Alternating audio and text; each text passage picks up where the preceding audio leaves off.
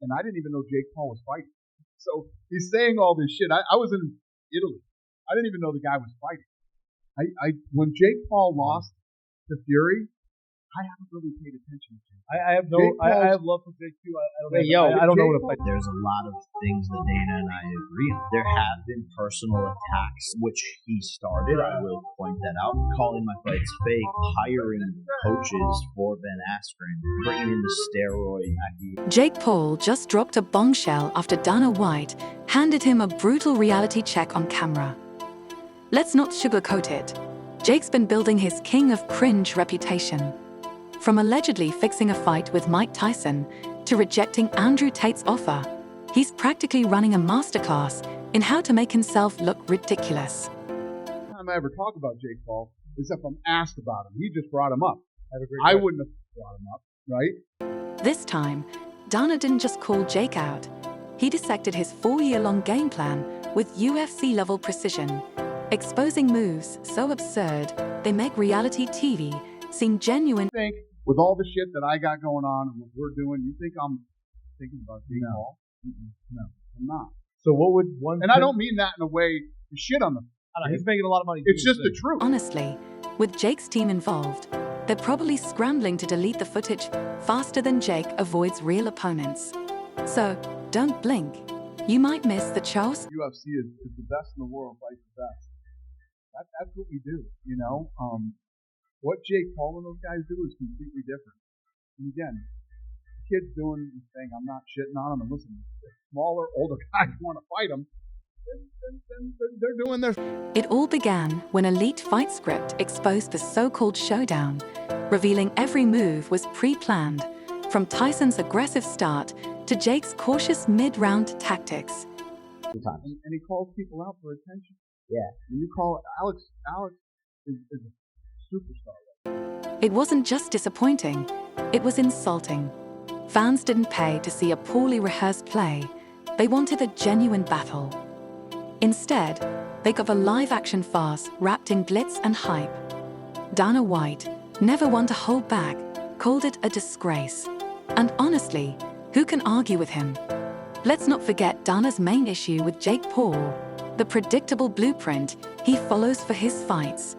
He picks opponents who are older, smaller, or past their prime, making it almost formulaic at this point. We thought that Netflix was crazy not to get into live sports sooner than they did. Those guys truly have a global footprint. I think they're late in the game, but it was a big success. The performance of the broadcast, did that give you pause to do business with Netflix at all? I didn't think the event was a great event, but they needed to do that. They knew Mike Tyson was going to bring in... Tyron Woodley, check. Anderson Silva, check. And now Mike Tyson, a legend more famous for his cannabis empire than his boxing career. Jake isn't chasing real competition, he's chasing headlines. But what happens when he faces someone his own age and skill level? We already know the answer. He loses. Tommy Fury proved that. I don't know. What do you guys think about it? Who gives a shit what I think? It's not my fight.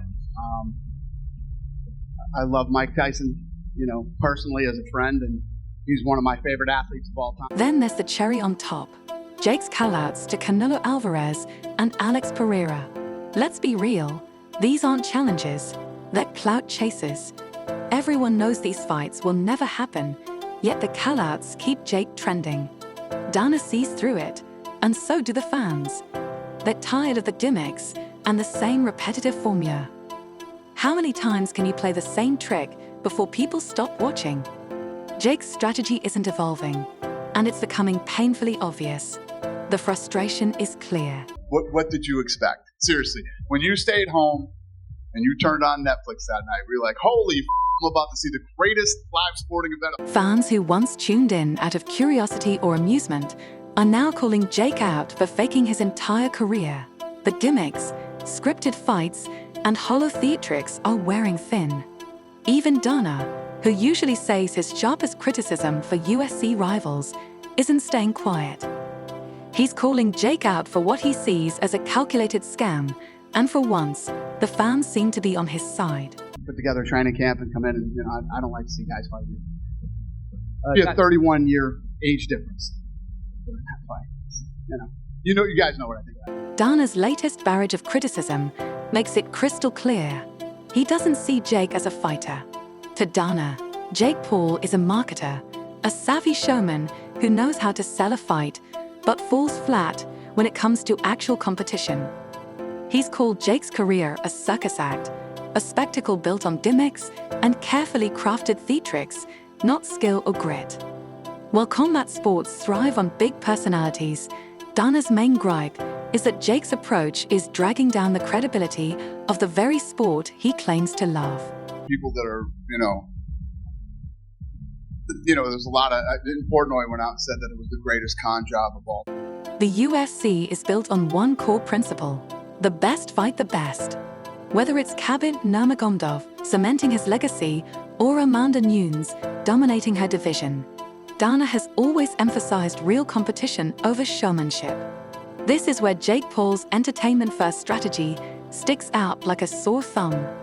Dana openly contrasts the UFC's ethos with Jake's tactics, pointing out that Jake's matchmaking is more about generating headlines than facing real challenges. His opponents, like Tyron Woodley and Anderson Silva, were once great, but far removed from their prime when they fought Jake. Dana sees this as a blatant strategy to pad Jake's record while avoiding legitimate risks. Then there's the reality TV comparison. Older guy who's smaller than you. Wait, what could he? It's the same blueprint. So what could he do where you get in the same room? It's the same blueprint. Well, I don't think the UFC makes that much money if someone fights Jake Paul. I'm asking Dana White. Yeah, like it's So just he's like not fighting out. Dana didn't mince words when he called Jake's career a scripted drama designed to go viral. The lead script for Jake's fight against Mike Tyson only reinforced this, revealing that every move, from Tyson's signature bob and weave to Jake's dramatic fifth-round comeback, was pre-planned. This wasn't a fight. It was a poorly executed play with stage directions. For Dana, it was the ultimate insult to a sport built on raw competition and genuine effort. Doing the UFC is the best in the world, fights the best. That's what we do, What Jake Paul and those guys do is completely different. And again, the kid's saying, I'm not shitting on him, and listen, if smaller, older guys want to fight him, then they're doing their... The Tyson fight was a disaster on multiple levels. For starters, the fight script leaked on social media days before the event, revealing every pre-rehearsed move. Fans who tuned in expecting a clash of eras minus 57-year-old legend versus self-proclaimed problem child were left shaking their heads. Instead of a genuine battle, they got a spectacle that would have made pro wrestling blush. Tyson, despite not fighting competitively in years, still managed to expose Jake's lack of skill, landing key moments that highlighted how outclassed Jake was. Even with his age and physical limitations, Tyson's dominance was undeniable. Where his head's at in life in terms of what he wants to do. Okay, but you didn't answer the question. Do you have any interest in it? I don't know. I mean, Andrew's messaged me over the past few days, and the backlash wasn't limited to fans. Dana White, already critical of Jake's career, doubled down. He slammed the Tyson fight as a stain on boxing's already fragile reputation. Dana's frustration went beyond the fight itself. It was about what it represented. To him, Jake Paul's antics are a symptom of a larger issue: the erosion of authenticity in combat sports. When fights are reduced to viral moments and scripted drama, the hard work and sacrifice of real fighters are overshadowed. Not his own boss. and two, he won't do it. He knows better. The Tyson fight wasn't Jake's first controversy, but it was a turning point. It revealed how far he's willing to go to stay in the spotlight, even if it means sacrificing the trust of his audience. For Dana, it proved that Jake isn't interested in being a fighter, he's interested in being a brand. While that might work for a time, it's not a sustainable strategy in a sport that demands respect, skill, and authenticity. Let's talk now. Let's just go. Yo, but you know for a fact, me and Jake will travel to Romania. We will make this happen. We'll do it wherever you want, whatever conditions you want. 2 brothers, 1 king. As the fallout from the Tyson fight continues, one thing is clear. Jake Paul's approach to boxing is under more scrutiny than ever. The leaked script, social media outrage, and Dana White's scathing critique have painted a picture of a career built more on style than substance. Whether Jake can adapt and prove himself as a legitimate fighter remains to be seen. But for now, the shadow of the Tyson fight looms large. In the world of combat sports, shadows like that aren't easily shaken. The recent news of an Alex Pereira versus Jake Paul fight also sounds like a fever dream crafted for social media clicks, and Dana White made it clear why this matchup is pure fantasy. Pereira would kill Pereira. Alex Pereira. Oh my God, exactly. He'd be murdered. Think that fight would happen? Well, murder. What else I was saying about Dana too is like How's boxing. that fight possibly going to happen? That's just not going to happen. Alex Pereira isn't just another fighter.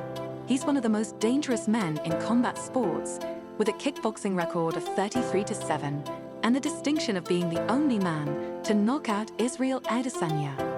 Pereira has proven himself time and again on the world stage. Dana didn't mince words. If Jake ever stepped into a ring, MMA, or boxing with Pereira, it would be murder. His exact words, not mine. Boxing. He'd kick his head to another planet. It would be. Jake calls people out that he knows that aren't going to fight sometimes. And he calls people out for attention. Yeah. And you call Alex is a superstar. Jake, of course, doesn't see it that way. He thrives on calling out big names, fully aware these fights won't happen. Canelo Alvarez, Nate Diaz, Conor McGregor, now Alex Pereira. Jake's strategy isn't about seeking real challenges. It's about grabbing headlines. Pereira, fresh off his UFC 291 win over Jan Blachowicz on July 29, 2023, is at the peak of his stardom. Alex Pereira is bigger than Jake Paul in the world today. Jake Paul saw an opportunity in calling out Pereira, a fighter whose striking skills far surpass most boxers, including Jake's. This only highlights the hollow nature of his challenges. Let's be honest, Jake's career has been built on cherry-picking opponents who either lack experience, physicality, or both, posing minimal threat. Tyron Woodley, Anderson Silva, and Mike Tyson were all strategic choices to inflate his record without facing any serious risk. There was a lot of Portnoy went out and said that it was the greatest con job of all time, I mean, if you didn't think that that's the way the fight, I don't know what. Alex Pereira is a different caliber altogether. He's not just skilled, he's intimidating, landing punches with the force of sledgehammers and dismantling opponents with precision. The idea of Jake Paul challenging someone like Pereira is almost laughable. It's like an amateur chess player daring to face Magnus Carlsen and expecting to win. Dana White's disdain for Jake didn't stop there. He pointed out that Pereira's pay-per-view appeal far outweighs Jake's, specifically referencing Jake's underwhelming pay-per-view numbers from his August 2023 fight with Nate Diaz. Meanwhile, Pereira's bouts consistently draw massive attention, especially among hardcore fight fans. For Dana, it's not even a comparison. It's a stark reminder of how far Jake has fallen in terms of relevance within the combat sports world. I'm trying so hard to not start internet memes. I'm really trying not to. You can say Jake and Logan, man. Don't worry about it. No, I can't lie. I'm going through life. I'm trying to live peaceful now. I've got Fed agents in my house. Matrix is after me. I'm just trying to live peaceful. Jake Paul's playbook is transparent. Manipulate the media, create drama, and keep the spotlight firmly on himself. It's worked for a while, but the cracks are starting to show. Fans and insiders are beginning to see through his exaggerated marketing tactics. His callouts, once perceived as challenges, are now seen as mere stunts, and his claims about joining the UFC are met with growing skepticism. Even Dana White, no stranger to feuds and theatrics, seems fed up with Jake's antics. Dana has called them desperate attempts to remain relevant in a rapidly shifting landscape, and his response to Jake's provocations is a classic mic drop. "I don't think about Jake Paul," he said repeatedly. emphasizing that Jake's efforts to bait him into a bigger feud are falling flat. Beneath the dismissal, though, is a sharp rebuke of what Jake represents. A fighter more focused on headlines than hard work, a marketer posing as an athlete. For Dana, Jake is not just a nuisance, he's a symptom of a larger problem in combat sports, the rise of spectacle over substance.